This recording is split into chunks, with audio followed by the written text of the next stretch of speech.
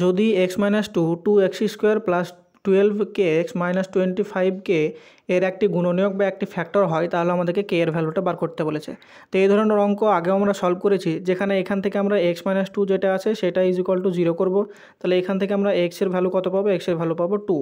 তাহলে এই যে টোটাল যে আমাদের ফাংশনটা দেওয়া আছে সেটা সমান যদি আমরা এফ এক্স ধরি, তাহলে এফ এক্স তার মানে আমরা এক্সের মান এখানে 2 বসাবো।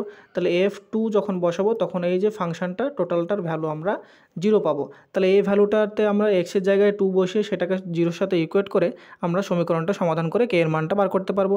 তাহলে এখান থেকে যে সমীকরণটা দেওয়া আছে সেটাতে এক্সের জায়গায় যদি 2 বসাই তাহলে আমাদের কী কী আছে দেখো।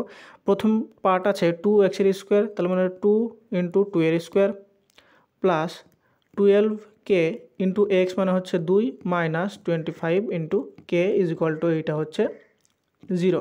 তাহলে এখানে 2 এর স্কোয়ার মানে 4, আর তার সাথে যদি 2 মাল্টিপ্লাই করি তাহলে এখানে পাবো 8 প্লাস এখানে 12 2 হচ্ছে 24k পাবো minus 25k is equal to 0।